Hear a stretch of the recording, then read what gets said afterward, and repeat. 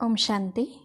आज हम 18 जनवरी 77 की अव्यक्तवाणी सुनते हैं। आज की वाणी का सार है 18 जनवरी का विशेष महत्व।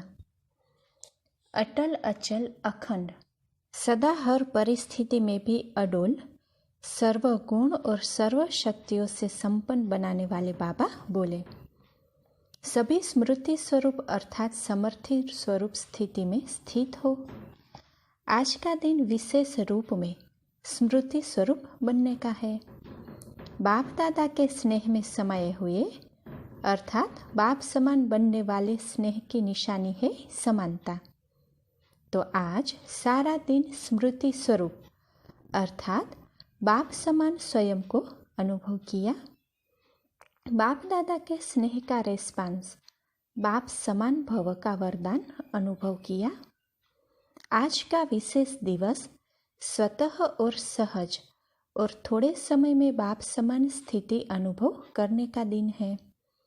जैसे सभी युगों में से संगम युग सहज प्राप्ति का युग कहा जाता है, वैसे ब्राह्मण के लिए संगम युग में भी यह दिन विशेष सर्व शक्तियों के वरदान प्राप्त होने का, बाप समान की स्थिति का अनुभव करने का ड्रामा में नूंधा हुआ है।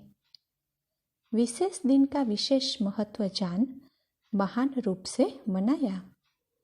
अमृत वेले से बाप दादा ने विशेष अनुभव के गोल्डन चांस की लॉटरी खोली है।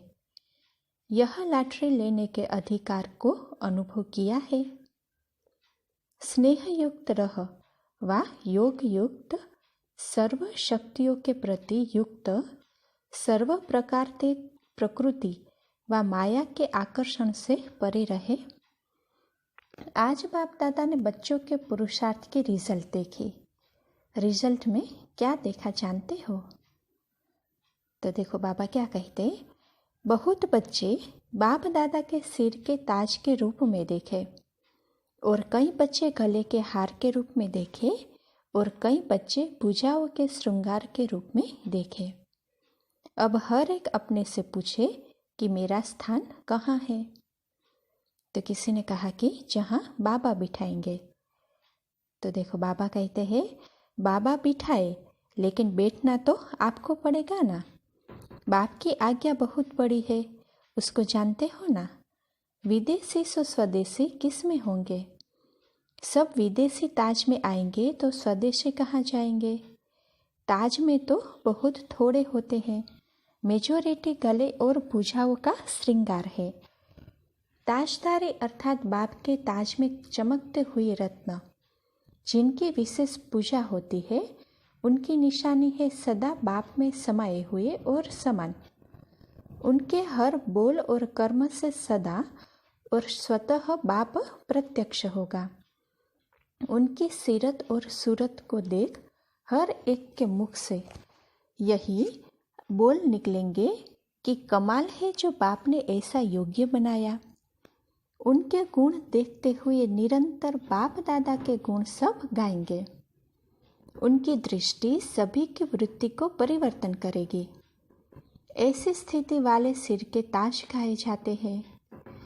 गले का श्रृंगार अर्थात सेकंड नंबर सदैव अपने गले की आवाज अर्थात मुख के आवाज द्वारा बाप को प्रत्यक्ष करने के प्रयत्न में रहते हैं। सदा बाप दादा को अपने सामने रखते हैं, लेकिन समाये हुए नहीं रहते। सदा बाप दादा के गुण गाते रहते हैं, लेकिन स्वयं सदा गुण मूर्त नहीं रहते। समान बनने की भावना और श्रेष्ठ कामना रखते हैं, लेकिन हर प्रकार की माया के वारों का सामना नहीं कर पाते।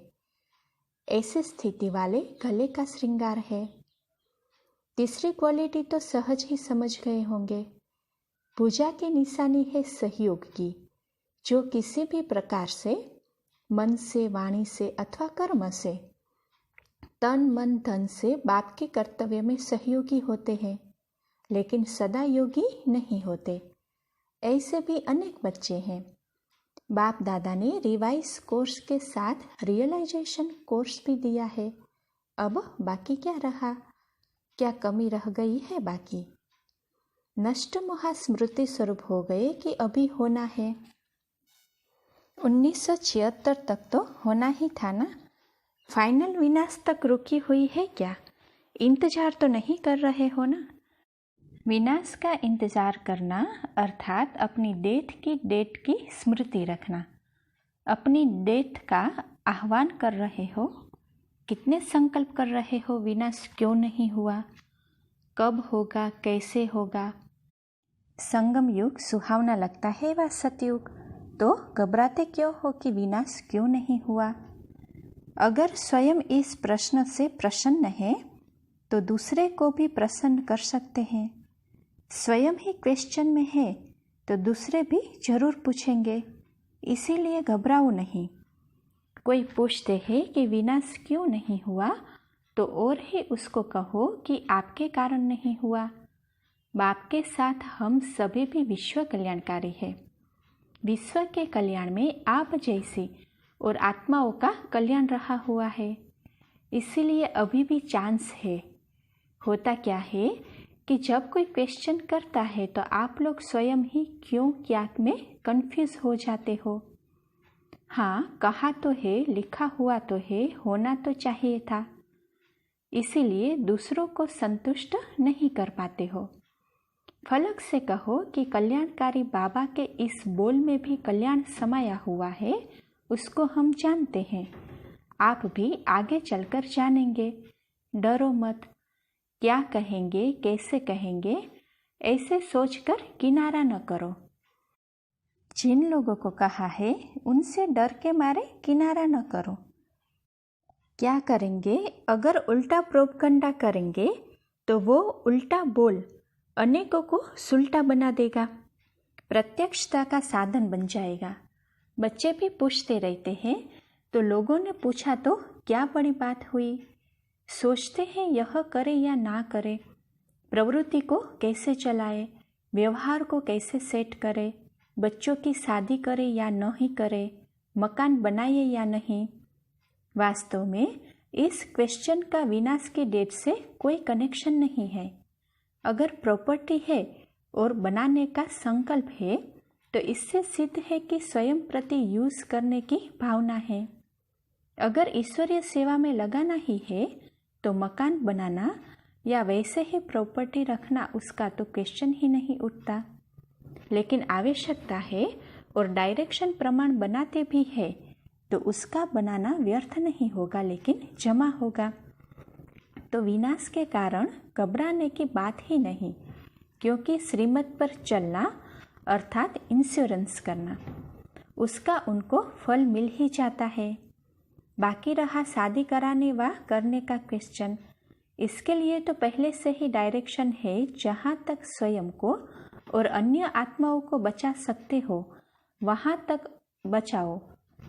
विनाश अगर 1976 में नहीं हुआ तो क्या विनाश के कारण पवित्र रहते थे क्या? पवित्रता तो ब्राह्मण जन्म का स्वधर्म है। पवित्रता का संकल्प ब्राह्मण जन्म का लक्ष्य और लक्षण है। जिसका निजी लक्षण ही पवित्रता है, उसका विनाश की डेट के साथ कोई कनेक्शन नहीं।